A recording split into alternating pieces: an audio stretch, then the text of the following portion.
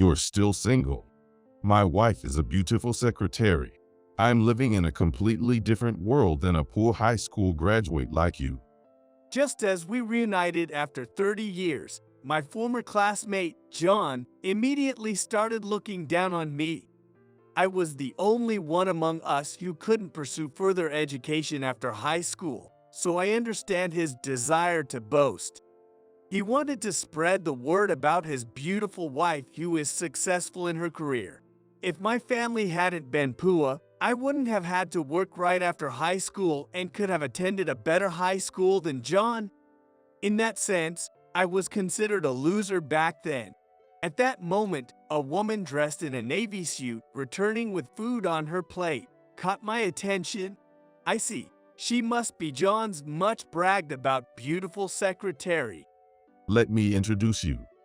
This is my wife, Ashley. Beautiful, isn't she? While she could be considered beautiful, her makeup was thick. Ashley, noticing me, started trembling. My name is Michael Robinson, 45 years old this year. I am the president of Robinson Construction, a company that employs 7,200 people. Hearing just this, one might think I've led a privileged, elite life. However, the reality is far from privilege. It was a continuous struggle of bitterness and hardship. My family was extremely poor. Shortly after I was born, my father disappeared, leaving my mother to raise me on her own. I have no memories of ever having snacks, and a treat meant bread crusts fried in oil by my mother. Without school meals, I would have probably collapsed from hunger on my way home from school. It's hard to imagine that in a wealthy country like the United States, there was a child constantly feeling hungry. Since I couldn't afford games, I naturally took to studying whenever I had free time. As a result, I was always at the top of my class in elementary school. My teachers favored me, and during school, I could forget the hardships of poverty. Even in high school, my grades were excellent, and I was respected by my peers. I took on leadership roles, serving as class president and student council president, leading a fulfilling school life. Everything changed towards the end of my sophomore year of high school, when it was time to decide on a future path. Both my mother and my teacher had pained expressions on their faces. Despite having the grades to easily get into the top university in the state, our financial situation meant I couldn't pursue higher education. My mother, tearfully pleading with my teacher, said, "Isn't there anything we can do? He loves studying and has good grades. It's too cruel to deprive him of the opportunity to study just because he was born into a poor family." My acquaintance, the president of a construction company, actively supports students who work hard through adversity. How about we entrust Michael to him? He could work while taking distance education courses and earn a college degree. After hearing this, my mother pondered for a while.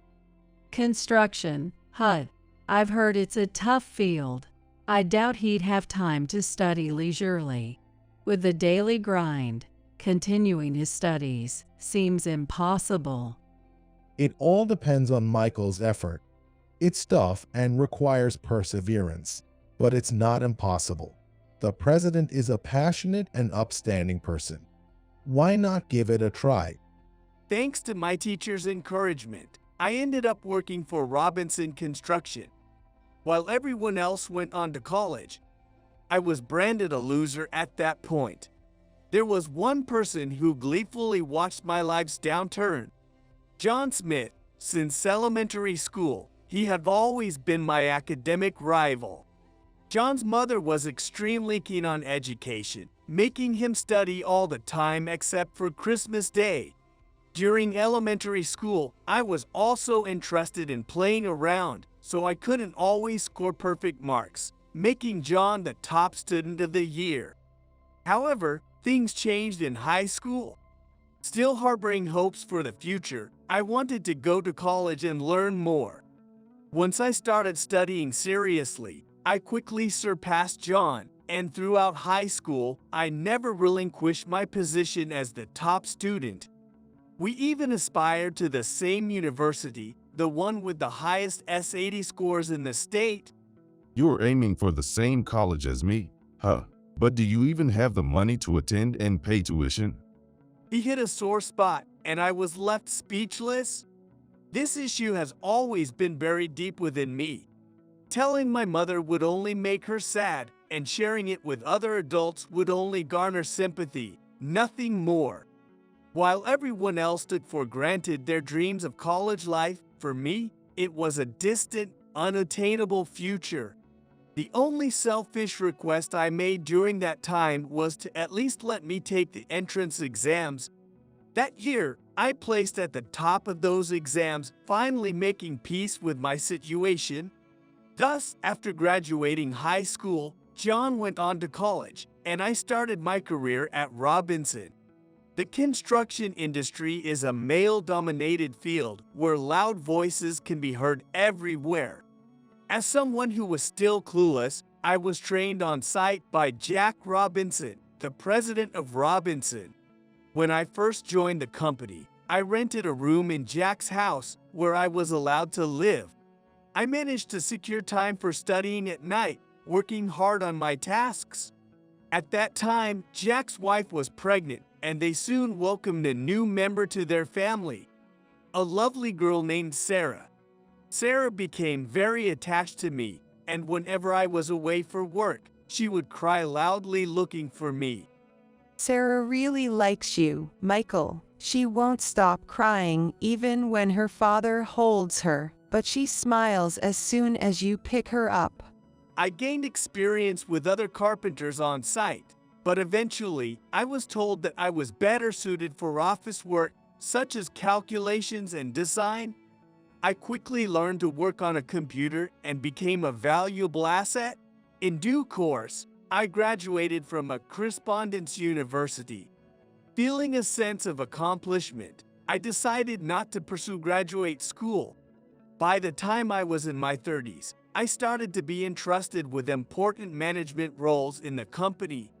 Having someone who knows the field in charge can significantly change the flow of work. The voice of the site workers was better heard, and the management side could provide more detailed instructions.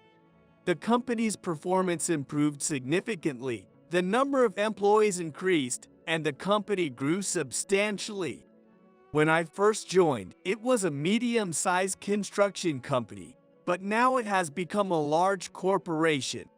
At that time, Sarah had turned 18 and was growing up to be stunningly beautiful. We remained close, and Sarah developed romantic feelings for me. Eventually, my feelings for her evolved from seeing her as a reliable little sister to wanting to protect her at all costs. One day, I was called to a high-end restaurant by Jack, where I was told something surprising. Michael, do you have a girlfriend or someone you like? No, I'm quite happy with my work. Then, would you consider marrying Sarah? She wants to marry you no matter what. I'd rather have her marry someone I trust like you than someone unknown. As I was processing the situation, the sliding door at the back opened and Sarah entered, dressed in a beautiful gown. Finally understanding the situation, I straightened up and knelt, looking at Sarah. Though our feelings were mutual, I still wanted to formally propose. Jack, please let me marry Sarah. I promise to make her happy. Sarah shed tears and whispered, "Thank you." Thus, I married Sarah and took the Robinson surname. Although I was prepared for some jealousy, almost all the employees were supportive. Having something to protect might indeed change a man. Recently, you seem to have gained a sense of dignity, Michael. Maybe it's because of your long experience in society.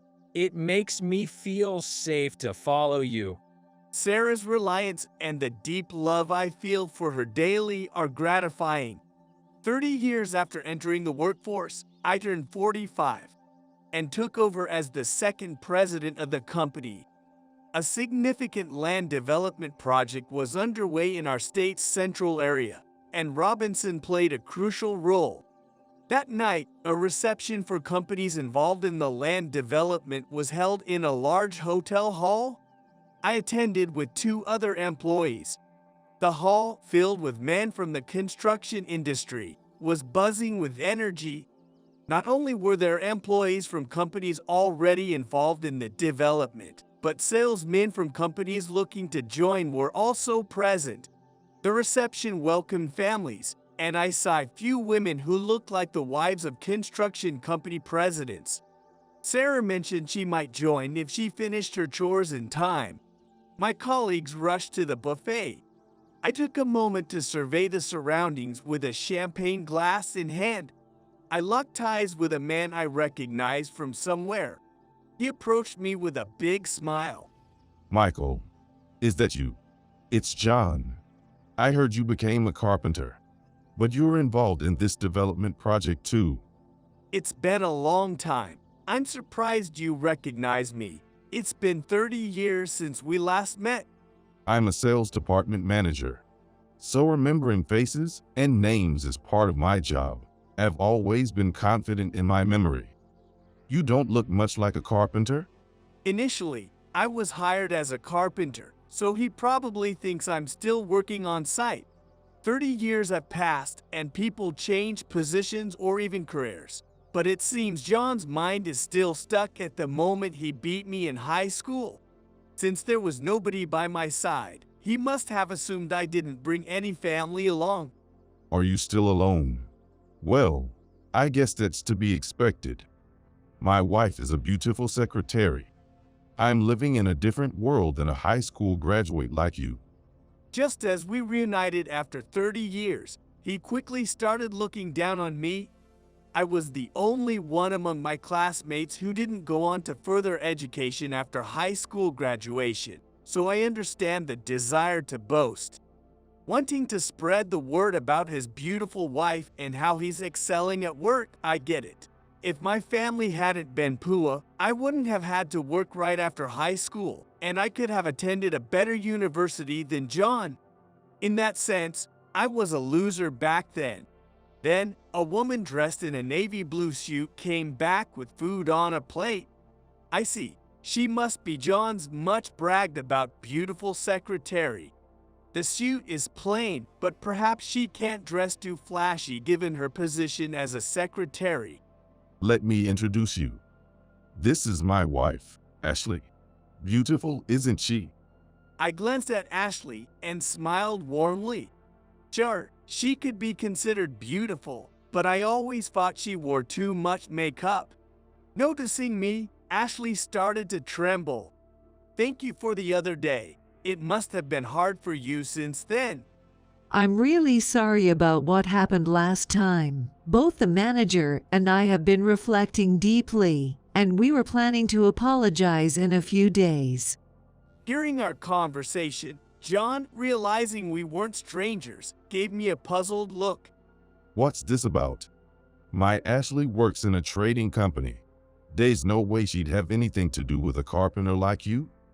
What are you talking about? This man is the president of Robinson, the top construction company in the state. We've been doing large transactions with them, and I made a terrible mistake the other day.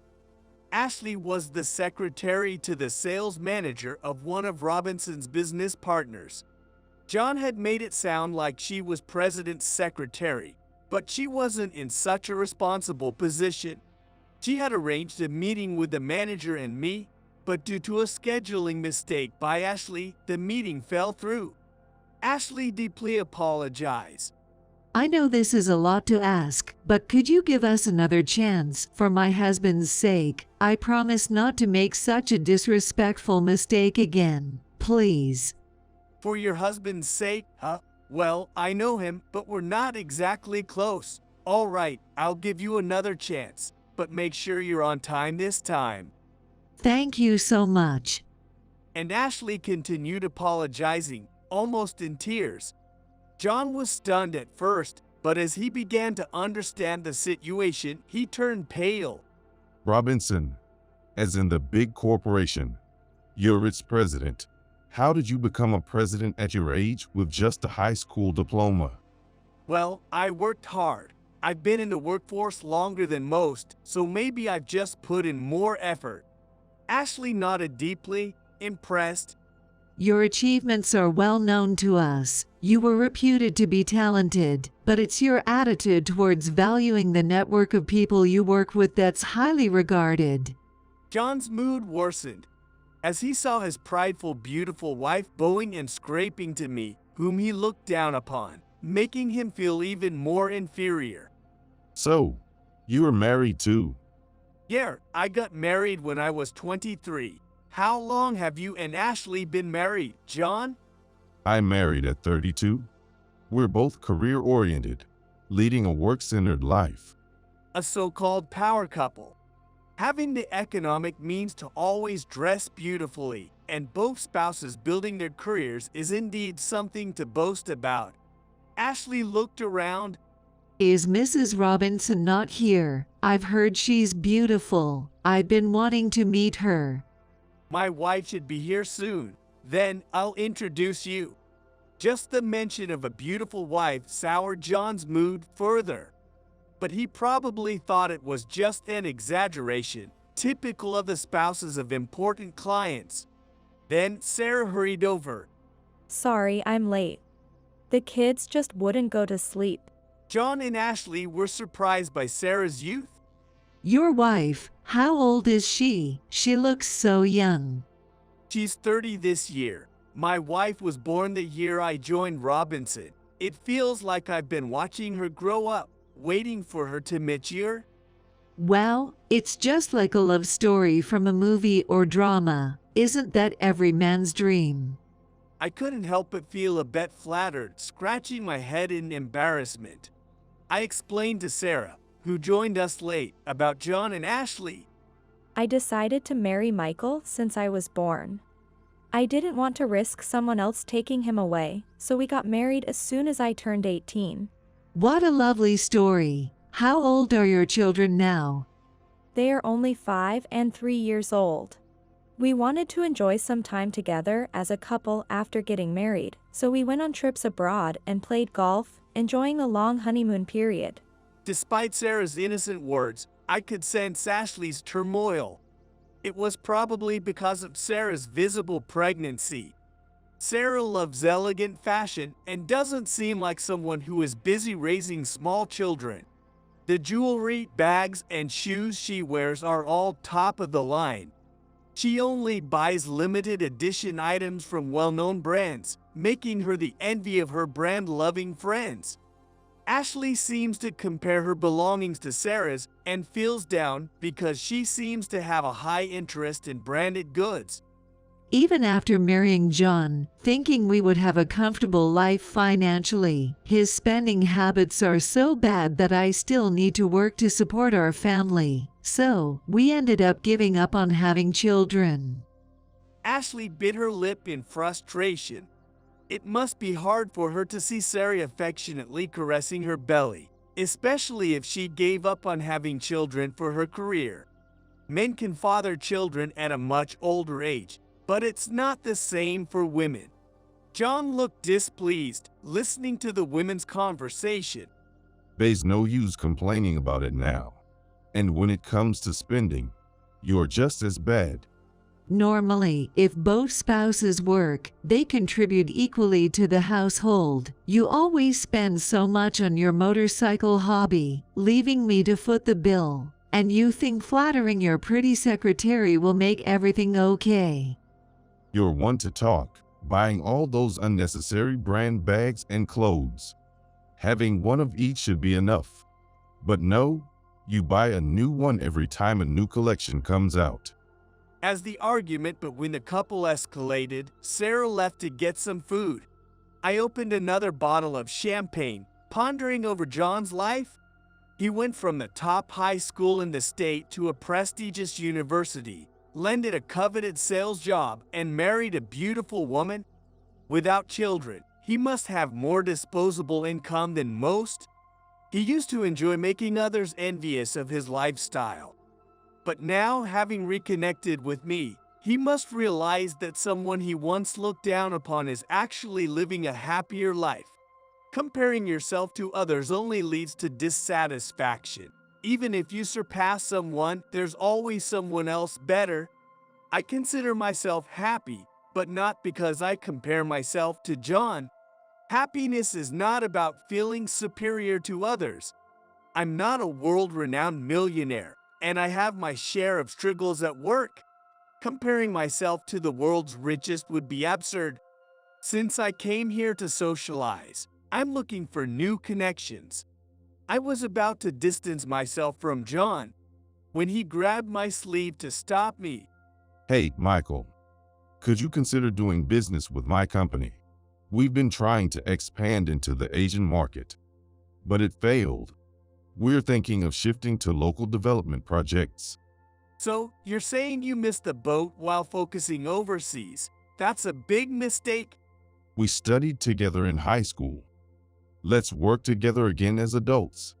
It was a ridiculous proposition.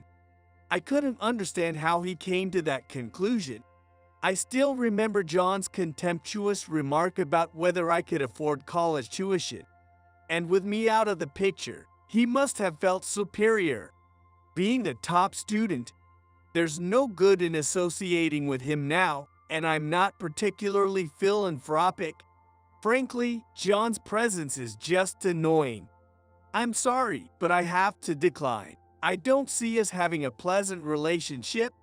John was dumbfounded, clearly not expecting a rejection. Please, Michael, don't say that. My sales haven't been great lately, and I might be demoted if things don't improve. I want to avoid that at all costs. As harsh as it sounds, that's just a reflection of your capabilities. Who would want to start a new deal with someone who's failing? Meanwhile, Ashley, who had been silent until now, chimed in. Please, do this for me as well, despite what I'm saying. The truth is, if our performance doesn't improve, I might be forced to leave the company. If John loses his job, we won't be able to live like we used to. What did you do? Ashley reluctantly begins to speak, biting his lip in frustration. Actually, he had an affair with a client's wife. As a result, that couple ended up divorcing, and we were sued for a large sum in damages. The company found out, and now I'm hanging by a thread. Are you okay with that, Ashley? I know you from our professional dealings, so I have some idea of your character. Aren't you actually unable to forgive him? Ashley looks down silently, then spits out in frustration. I don't want to just throw everything away as it is. I plan to leave him once he's able to stand on his own 2 feet. What? You plan to divorce me? I haven't heard anything about this. I was listening to their argument from a distance. There's no way their relationship can be mended, and I have no intention of getting involved with them or entertaining any business dealings. To avoid further provocation, I quietly left their side, met up with Sarah, and we left after a while. What follows is what I heard directly from Ashley about the ongoing situation. The urban redevelopment project in the county involves various industries, but John's company couldn't get involved anywhere. The scandal involving John, the sales manager, had become well known, and it was the reason. The upper management, considering the company's survival at risk, decided to let John go. Being allowed to take early retirement was a small consolation. The severance pay went to the damages claimed by the husband of John's affair, leaving almost nothing for John himself. Ashley decided to give up on John and presented him with divorce papers. Living with John had its happy moments, but I've moved on. Fortunately, I have a job, no kids, and plan to take better care of myself from now on. John, once proud of his high-earning wife, now faced a reality of living on his own without sufficient means. As the divorce settlement halved his savings and forced him to sell his home, unwilling to lower his lifestyle, John set high expectations for his next job. However, positions that meet his high standards were rare. His miscalculations weren't just about his position. Previously, living off both his and Ashley's salaries allowed for a quite affluent lifestyle. Now, even with the same salary, he had to cut his living standards in half. Without a job, John moved to a cheaper apartment. Eventually, he might have thought staying in this place was the problem and quietly moved to another state. Nobody, including Ashley, knows what happened to John afterward. Meanwhile, Ashley is doing well in life. Initially regretting not having children, she found new purpose in volunteer work invited by a friend, hoping to make a difference in the lives of underprivileged children abroad. Next year, she plans to visit Africa to meet those children. She sold all her luxury brands, living minimally. I'm grateful to you for giving me a chance to change my perspective on life. Now Ashley talks cheerfully with simpler makeup and clothing. She caught the attention of some male colleagues, making her future seem promising. 3 months later, Sarah gave birth to a healthy girl. We became parents of 3. The responsibility is greater, but the kids are irreplaceable treasures. Sarah says she wants one more, and I'm all for it. Growing up poor, I can't let my children face the same fate. Maintaining my health and working hard is crucial. Lately, I've come to understand what it means to live vicariously through your children. However, I'm careful not to force them into what I believe is right, trusting Sarah to keep me in check. The county's redevelopment project is progressing well. Due to the lack of adequate transportation in this region, reliance on cars is inevitable. Those who have disabilities have to drive a car to get to the hospital. It's a problem occurring all across the U.S. However, in 5 years, the development of subway lines and dedicated bus lanes will enable people to travel to many places without needing a car. I've heard that autonomous buses will also be introduced on a trial basis. The number of hospitals and nursing homes is expected to increase as well. Even though I'm working hard now, we will all inevitably age. We're striving to make our town more livable for when that time comes. Not just for us, but for the future of our children. Doing all we can now is the only way forward. As I look up at a building under construction, I make a renewed pledge to myself to strive even harder.